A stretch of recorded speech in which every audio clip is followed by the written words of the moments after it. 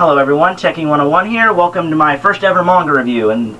Look at that nerd. Oh, wait.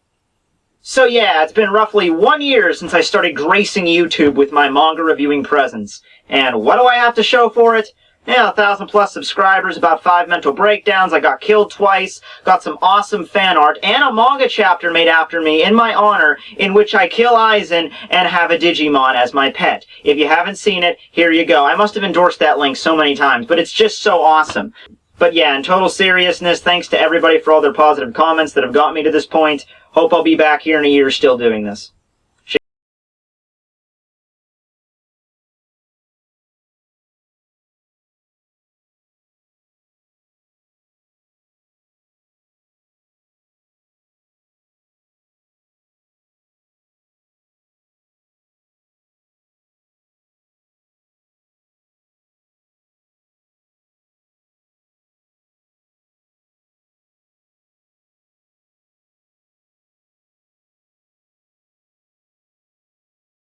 Everybody, Tekking101 here, little dizzy, it's cool. Here to review Bleach chapter number 496, entitled Kill the Shadows.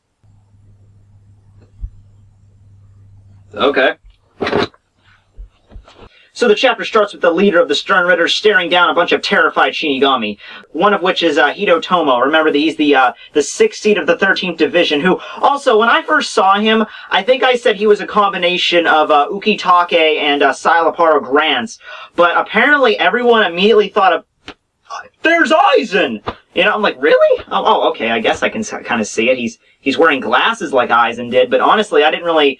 immediately think Aizen when I looked at him. I guess maybe because everyone's so expecting for him to come back. It's like, oh, I want to see Aizen again. I want to see Aizen again. I don't really know why. He wasn't that great of an antagonist to me. I actually would not be... I said this before that I think Aizen is going to return in this arc, but honestly, if he didn't show up again through the entire series, I really wouldn't lose any sleep over it. But anyway, Hidotomo stands his ground before the Quincy and sternly states... You shall not pass!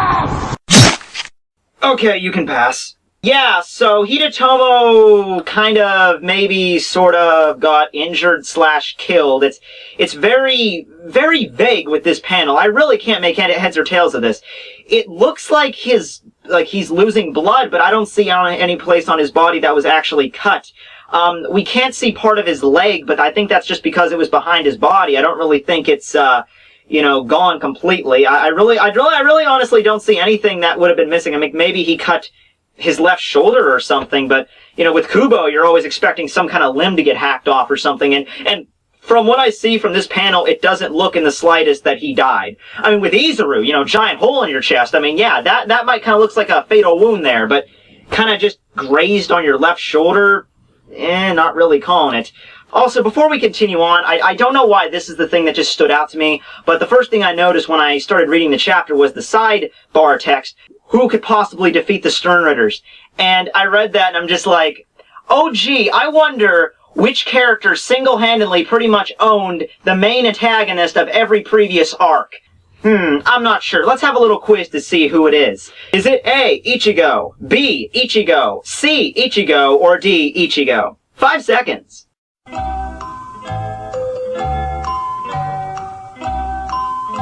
Thanks for voting, and through my amazing magical abilities in the internet, I now have the results right here in my breast pocket. I said breast. And the winner is... Luffy from One Piece. You know what? That actually needs to happen. Like, right now. So we get the title page, and then we cut over to Byakuya and Renji's fight. Now, last chapter, if you recall, Renji was facing down as Not, who may or may not be a woman. We're not really sure on that yet. And then Luchador Quincy shows up, and then I was expecting, ooh, a tag battle. And this is like the perfect place to have a tag battle, because if you didn't know, this is the exact point, I'm pretty sure, where Byakuya and Renji fought back in the Soul Society arc. So I'm like, oh man, that'd be awesome. Yeah, it doesn't really look that way, but it seemed cool in my head when that was going on. So Byakuya activates his Shikai, planning to attack as Note, I think, but Renji stops him and explains that it's useless because blades can't cut them. Byakuya's response to this? Our blades can't cut them? That is just not true. Byakuya Kuchiki. He makes logic his bitch. So, yeah, the big luchador Quincy... I don't get that. He's a Spanish German. But yeah, he kind of chastises Asnot for having his blute broken so easily. Blute, going back to that whole, it's basically like the Hario of the Quincy. It's some kind of like armor that protects them from attacks. Because if you remember correctly, you know, Kurhei back in a few chapters ago got the living shit kicked out of him by Alon. I mean, we're talking like broken neck at a 90-degree angle, and he just kind of snapped it back into place like it was no big deal. So obviously, any kind of, you know, physical wound to these guys is not going to be that big a deal. I don't really know how it works. I was gonna say something like they have to know where the attack is coming from, because if you remember when he was fighting Renji, all that happened was like something faint appeared on his hand and like the attack just got bounced off, so it really didn't do any damage. But with Senbon Sakura, I don't know if that's just like Byakuya is at a higher level than Renji, that's why it cut him, or Asnot just wasn't expecting like all the blades to cut him at once. I'm not really sure how that works, but I'm gonna go with just they have to know somewhat of what the attack is coming from and where exactly to block it. Because otherwise, why would like something appear on their hand right before they're about to block? That's just a kind of a giveaway, maybe.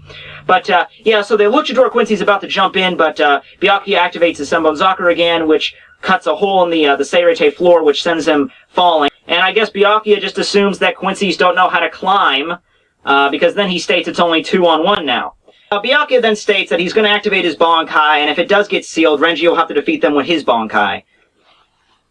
I also guessed he's assuming that the one Stern Ritter can only absorb one Bankai, because, you know, they don't really know much about what the Quincy's exactly do. All they have to go on is a dying man's words, you know, which was Chojiro's last words that just said, they can seal the Bankai. I don't know if he exactly said seal, because remember in that chapter, he just said, they can blank Bankai. So, I don't know if he actually said they can seal it, or maybe they were just assuming that they could, that like what he was going to say. But yeah, they don't know a lot about this, so I don't know why Byakuya was like, oh, if my Bankai gets sealed, you'll have to defeat them with your Bankai, because that's impossible to get sealed after my Bankai gets sealed. Logic? Oh wait, no, he makes logic his bitch, right, so it's okay. We come over to Komamura, Hitsugaya, and Soifone, who all have pretty much the same logic throughout this, that they're going to activate their Bankai and plan to finish off the Stern Ritters as quickly as possible, and if they fail, then their subordinates are going to have to, you know, pick up the slack pretty much. All do activate their Bankais, and they are immediately sealed in about 5 seconds by those Quincy's medallions. Remember the ones that Ivan used against Ichigo, but with Ichigo it only, like, cracked his Bankai slightly, it didn't, you know, completely absorb it, and I don't know if that's, like, based on the person's power, because if you remember, Ivan wasn't a full-fledged Quincy, he was just kind of like an Arrancar with some, like, Quincy, you know, seasoning over it. Quincy seasoning, really? What the hell am I on? Anyway, yeah, so I don't know if it's based on, like, spiritual pressure alone that can absorb it, or if it's just the medallion, or maybe Ichigo's just a special case, though he probably is. And, you know, this scene is pretty cool and everything, because you see all the Bankais, like, shatter right away, and, like, they realize just how fucked they really are, because they have never faced an enemy that could just break their strongest attack right away. But the only thing I have a problem with is Soifone.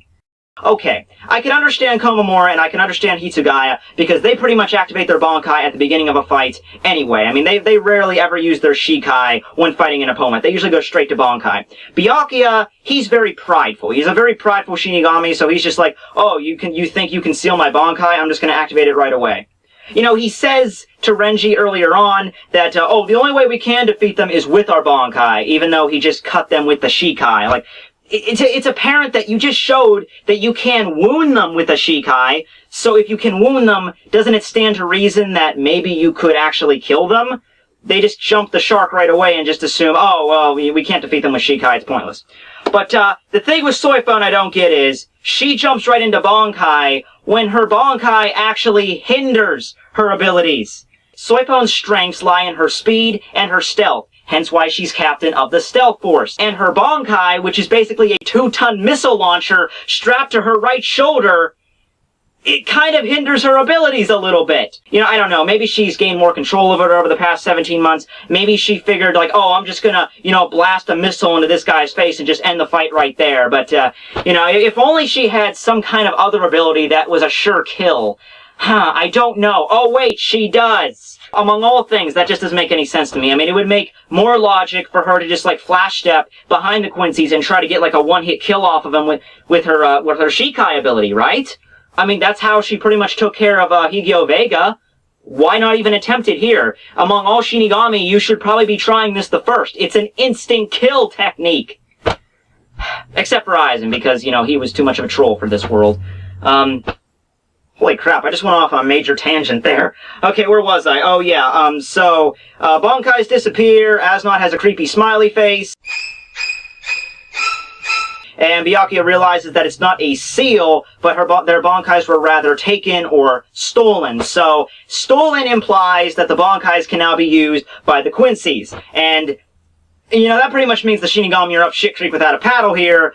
But the positive of this is that they could also maybe use Chojiro's Bankai, who they sealed like a few chapters ago, and since he's dead, we won't be able to see it, but now maybe a possibility, so that's pretty cool. Maybe we'll get to see that in a later chapter, but yeah, that's the end right there, and I have to say, next chapter, you know, things are getting pretty heavy in Soul Society right now, so I'm thinking we might backtrack to Ichigo now, because, usually how this stuff goes is when, you know, shit starts to get real somewhere, we usually backtrack to somewhere else. Like, remember during the fake Karakura Town arc when, all the Fraxion were defeated, and then the Espada are gonna fight for real, and then we cut back over to Ichigo. And, right when Ukiura gets defeated, cut back over to Karakura Town.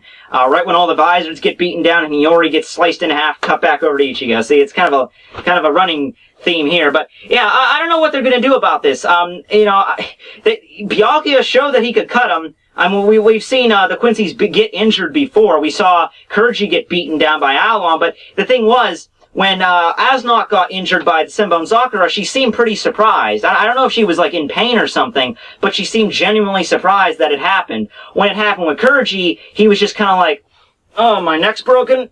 Alright, I'm gonna kill you all now." Yeah, he didn't really seem that, you know, hindered by it at all. But, anyway, next chapter, I'm guessing we're gonna jump back to Ichigo. We might have some kind of scene with the Shinigami maybe running away, like retreating for the time being and figuring out what the hell to do. What I was also thinking was, instead of Soifone, maybe they would have shown Mayuri, because Mayuri's the only other captain we know of that has a Bankai.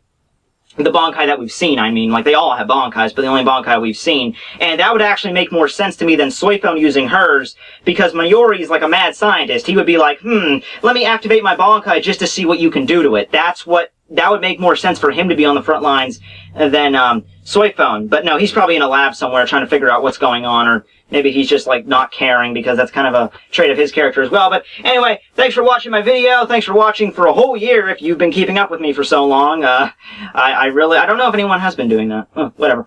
But anyway, Tekking101 signing out.